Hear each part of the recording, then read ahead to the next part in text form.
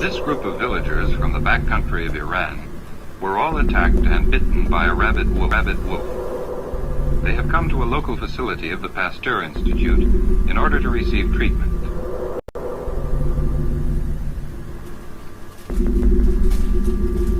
This man developed symptoms of rabies. On the third day of the disease, he displays a characteristic restlessness and agitation. A familiar clinical symptom of rabies is associated with difficulty in swallowing. When fluid comes in contact with the throat, it is violently expelled, at the same time producing painful, spasmodic muscular contractions, hence the term hydrophobia. The accessory muscles of respiration are also affected by the attempt to swallow, so that the patient chokes and gasps for air. Что случилось, скажите мне? Случилось позавчера, значит, что-то со мной случилось, начал плохо себя чувствовать как? Неправильное движение, была потеряна координация движений, раз. Потом небольшие позывы были рвоты, два. И третий, я даже и... Так, пока можете за секунду оставить. Да ничего, я потом отрежу. Я не помню. Дышать трудно сейчас, нет? Дышать трудно? Дышать сейчас трудно. Водичка.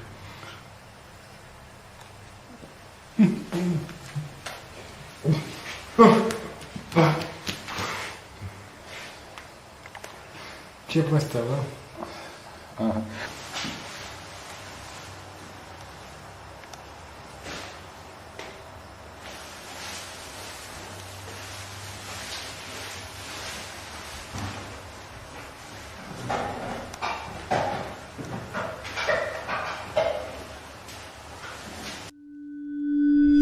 Quturish bu eng xavfli virusmi? Nima uchun bu virus shunchalik xavfli? Bu kasallikdan inson vafot etishi mumkinmi? Va nima uchun bu kasallikning o'limi eng ayanchli va qo'rqinchlidir? Quturish haqida tarixda birinchi kelgan manbalar ancha oldindan qoldirilgan. Ulardan 4000 yildan oshiq bo'lgan Mesopotam yozuvlari ham bor. Miloddan avvalgi 9-8 asrda ham yashab o'tgan Gomer Iliadasi hamda miloddan avvalgi yashagan Demokrit yozuvlarida. Shuncha yil o'tganiga qaramasdan, insoniyat bu kasallikka haligacha to'liq bas kela olmadi. 13-asrdan boshlab Yevropada vaqt-vaqti bilan kasallik tarqalishi kuchaya boshlagan. Ular kasallik bilan uy hayvonlari hamda chorva hayvonlari tufayli kasallana boshlashar edi. Va eng qo'rqinchli tarafi, bu quturish virusi bilan har qanday joyda ham kasallanish mumkin edi. Va kasallanish 100% holatlarda o'limga olib kelgan. O'rta asrlarda Fransiyada quturgan odamlarni yo'qotishni ham boshlashgan. Ularni bog'lab qo'yib, qon tomirlarini kesib tashlashar edi. Faqatgina 19-asr boshida qonun tarafdan kasallanganlarni o'ldirish man etiladi va bu qonunni buzganlarni o'lim jazosiga mahrum etishgan. Quturish hozirgi kunda butun dunyoda uchraydi. Antarktidadan tashqari. Yiliga bu kasallikdan 59 ming odam vafot etadi va buning asosiy qismi Afrika va Osiyo davlatlarida. Va bu 59.095% sababi et ishlashdir. Kasallarning 40% esa 15 yoshgacha bo'lgan bolalar. Bu virusning asosiy tashuvchilari bu yovvoyi va uy hayvonlari. Tulki, ko'rshapalak, yenot, mushuk va itlardir. Kasallanish paytida kasal hayvon asosan agressiv bo'la boshlaydi. Lekin bir xilgi holda o'ta darajadagi mehr ko'rsatish ham boshlanadi. Ular inson kasal qilish uchun tishlash shart emas. Oddiy yalash ham kifoya bo'ladi. Chunki tanada ochiq yara bo'lsa, bu ortga qaytmas proses ishga tushadi va bu kasallikdan har qanday sut emizuvchi ham kasallanishi mumkin.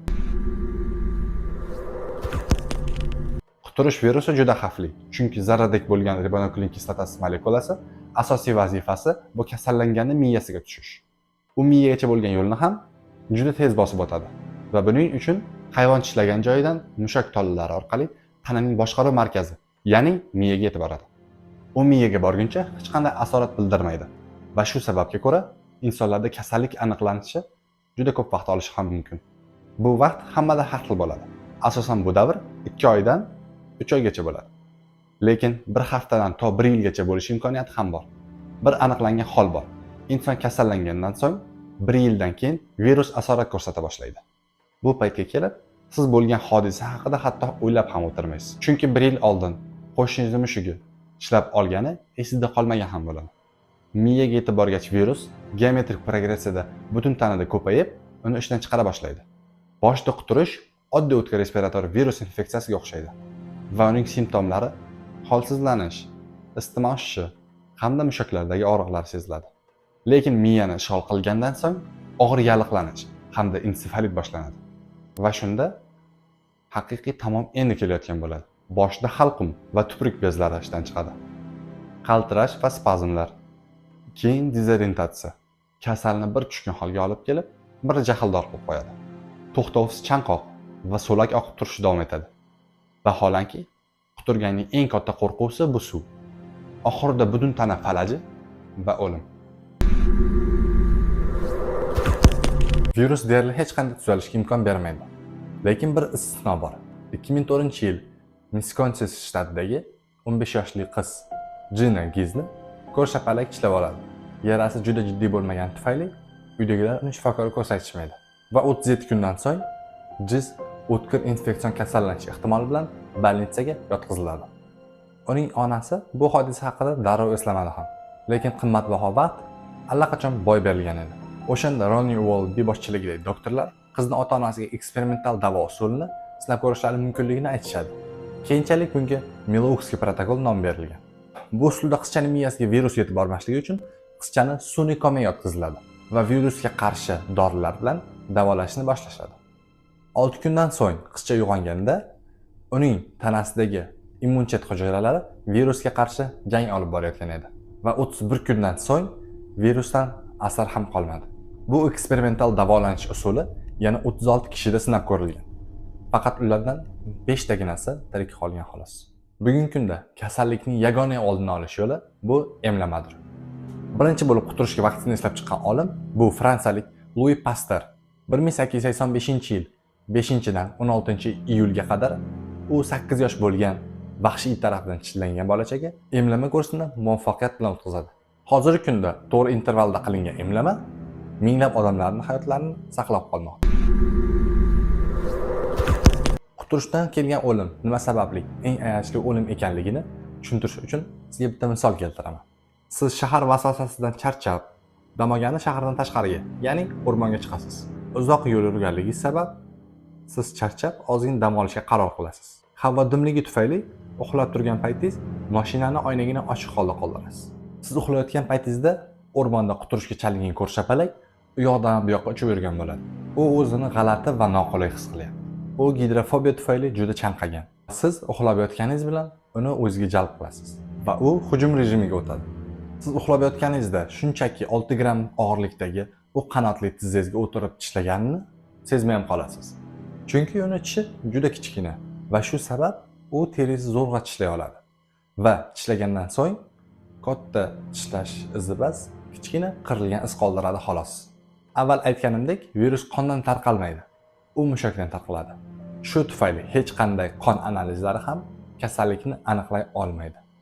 Siz uyg'onasiz va u yarachang ko'rsangiz ham qayerdadir qirib olgan bo'lsam kerak deb o'ylaysiz. Lekin virus o'z ish faoliyatini boshlab bo'lgan bo'ladi. Sizni qachongachadir hech qanday omillar bezovta qilmaydi. Balki o'zini ko'rsatish uchun bir hafta ketar, bir oy ketar yoki bir yil ketar. Va o'sha payt qachondir o'rmonga borib sizni qirib olganingiz esingizda ham qolmaydi. Kasal o'zini ko'rsatganda esa o'zi kechib bo'lgan bo'ladi. Sizda boshda bosh og'riq bo'ladi va u isitmaga aylana boshlaydi. Siz suslashasiz. O'zingizni noqulay va qo'rquvda his qilasiz. Miyangizni tana boshqaruvigacha virus yetib borguncha siz o'zingizni juda qo'rqqan his qilasiz. Yetib borgach, virus miya bodomini yo'q qila boshlaydi.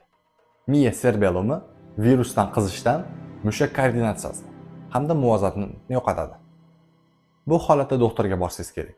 Lekin baribir hech qanaqa yordam bera olmaydi. Agarda zo'r mutaxassisga uchrasangiz, u sizga to'g'ri yo'l ko'rsatib berishi mumkin xolos. Lekin buni foizi ham juda past. Chunki avval aytganimdek, qanaqa analizlar qilgan taqdirda ham bu virusni aniqlash qiyin bo'ladi. Baribir sizda bu simptomlar bo'lgandan keyin dunyoda o'zi sanoqli kunlaringiz qolgan bo'ladi va o'limdan so'ng yaqinlaringizga o'lim sababini aytishadi xolos. Asabiylashib, qaltirab, qo'rquvda yurasiz. va sizga nima bo'layotganini tushunmayotganingiz ahvolni faqatgina og'irlashtiradi. Sizda gidrofobiya boshlangan. Siz doim kuchli chanqoq his qilasiz. Suv ichishingiz keladi, lekin icholmaysiz. Har safar suv ichmoqchi bo'lganingizda tomog'ingizdan o'tmasdan ko'nglingiz aynay boshlaydi. Stakanda suvni ko'rib, havo yetmasdan g'alati bo'lib ketaverasiz. Qo'rqasiz va virus bu qo'rquvni 100 barobarga kuchaytiradi. Bu bosqichda doktorlar ham o'sha hech nima qila olmagan holda kelgan bo'lasiz va bunda o'lim 100% ga tengdir. Siz ovozlarni ta'mini seza boshlaysiz. Nimadirlarning hidi sizga ko'rina boshlaydi. Miya gipokampi hujumga olingandan so'ng siz narsalarni eslab qola olmaysiz. Hatto o'zingiz yaqinlaringiz, oilalaringiz ham. Siz yolg'izsiz, gallyutsinatsiyalar ko'rinyapti. O'ta chanqagansiz. O'zingizni qo'rquvda yo'qotib qo'ygandek his qilyapsiz. Bu etapda sizni hamma narsa qo'rqita boshlaydi. Shu holatda yurgan g'alati odamlar ham. O'zi boshingiz og'rishni boshlagandan beri endi bir hafta bo'ldi xolos. Siz esa buni esingizdan chiqarib yubordingiz. Baxt siz uchun hech qanday rol o'ynamay qo'ydi. Va siz o'shanda hammasini boshlagan ko'rsapali o'zini qanaqa his qilgan bo'lsa, o'shanaqa his qilyapsiz. Oxirida siz to'poy quturish fazasiga o'tasiz. Sizning miyangiz o'chadi. Uning ko'p qismi allaqachon suyuq virusga aylanib bo'lgan. Siz betingiz osilib, so'laklar tinmay oqadi. Siz atrofingizda nima bo'layotganini tushunmaysiz. Kutilmagan shovqin yoki yorug'lik sizni falaj qilib qo'yishi mumkin.